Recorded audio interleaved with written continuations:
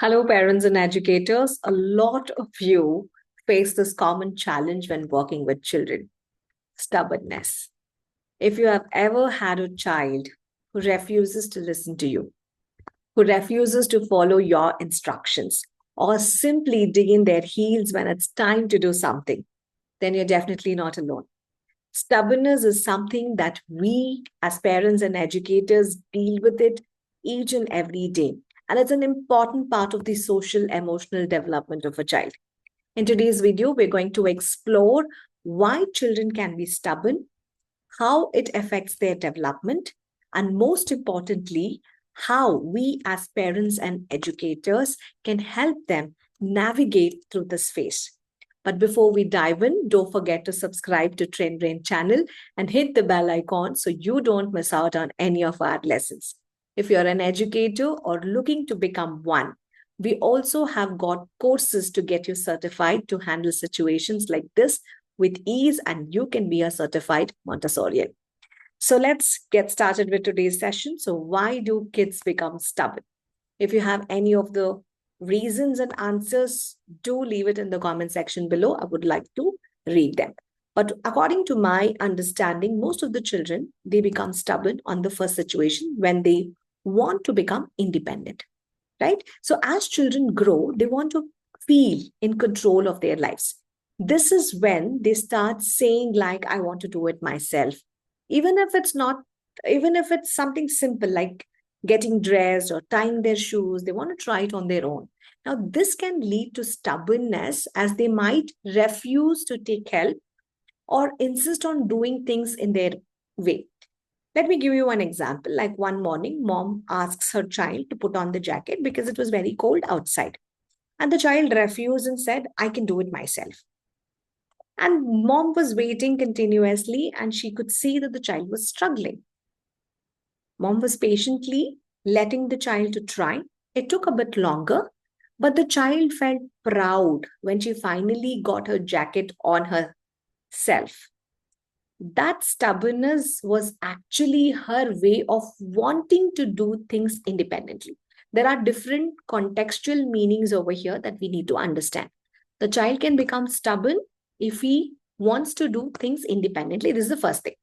The second way that we actually see the child being stubborn is when they're feeling overwhelmed or when they're feeling frustrated, right? So they become stubborn sometimes because they're feeling very upset or frustrated and they don't know how to express their feelings.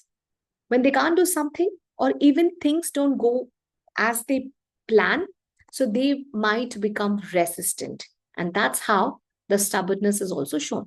Let me give you another example over here for this. When the mom asks the child to clean up his toys, the child starts to cry. Some of the children start to yell at the parent also. So the mom finds that he was overwhelmed because he didn't want to stop playing. But the child did not know how to explain that he wanted more time to play. So he got frustrated, and this frustration showed up as stubbornness. What can the parent do at that time? A gentle hug, and she could say that, let's clean up together, then we can play again. After cleaning up, the child calmed down and it was a happy place for some more of the playtime. So here the stubbornness was shown as being frustrated. So we also have another situation for this. The third one is related to testing the boundaries. So children also like to test rules and see how far they can go. Okay, so stubbornness can be a way to push limits and see what happens if they refuse. Now, just in case if your 5-year-old is sitting on the dinner table and if parent is asking them to eat the vegetables, the child can cross their arms and say, no, I don't want to eat veggies. The parent calmly again asks the child, we have to eat vegetables because they help us to grow strong. Again, there's a lot of refusal. The parent waits calmly for some more minutes. Again, there's a stubborn refusal. And slowly, once the child understands that he or she has to follow the rules, they start to give up. And they learn in a hard way that they have to follow the rules. And if he doesn't follow, there are some consequences.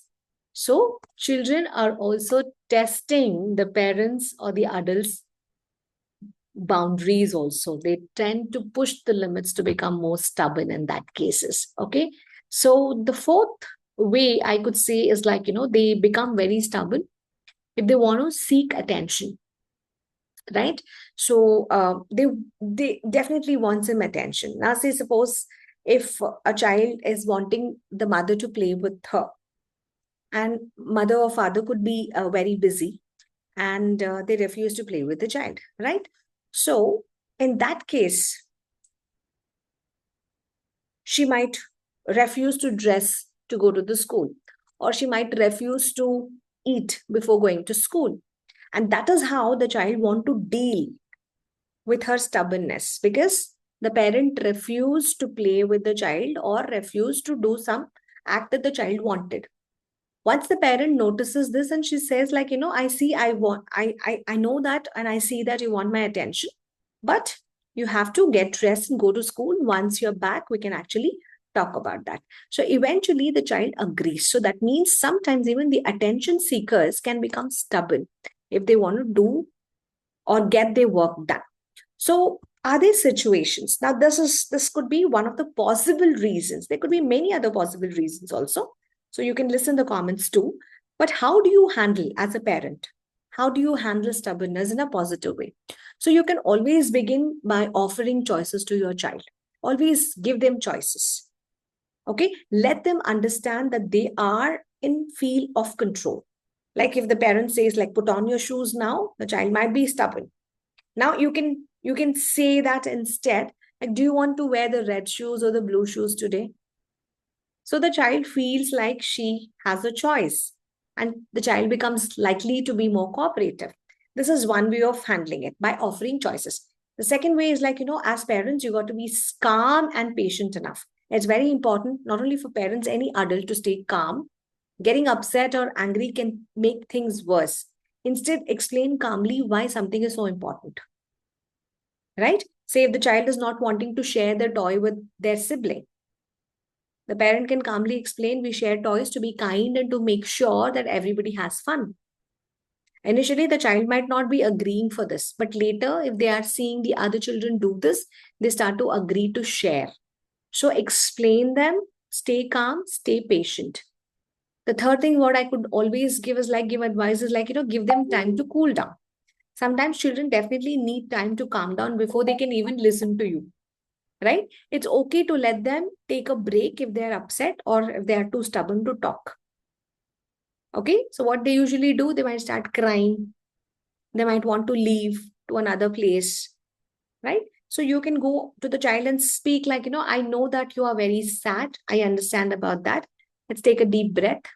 We can go home, we can talk, right? So at that particular moment, you're not willing to leave the child alone, right? So you're helping the child to calm down. So when the child is able to do all of that, praise the positive behavior, right? The child chooses to listen to you. She's cooperating with you even after being stubborn. So praise them for that. So positive reinforcement will always help them to handle their emotions much better. Okay, if the parent is telling them, you got to get ready for the bed and you need to sleep early, you got to put on your pajamas. And if the child has listened to you and she's looked on, listening to you, and she's able to work on that, you can always say, I'm so proud that you're getting ready without fussing around, right? So this praise will make the child feel good about her choice, and it encourages them to cooperate more for the next time. So what I would like to say is like, so each time when somebody comes to me and says like, my child is very stubborn, what I would like to say is like, stubbornness is a normal part of a child's development. So let's understand, why is a child so stubborn? Are they seeking attention? Are they testing our boundaries? Are they overwhelmed? Are they frustrated? Are they not able to express what they want? Or is it that they want to be independent? Is something that we got to understand first. And it is a normal part of a child's development to be stubborn. There's nothing wrong in that. So it often shows that they're learning about their feelings, they're learning about their independence and the world around them. When we as adults understand why children become stubborn, let's be more calm, Let's use our positive strategies to guide them. We can help them navigate this challenging phase with more success. Okay, so every child will go through this stage differently, but with patience and love, we will learn how to handle their emotions and make better choices. Thanks for listening. Have a great learning. This is Divya, and you're watching Train Brain. I'll see you soon.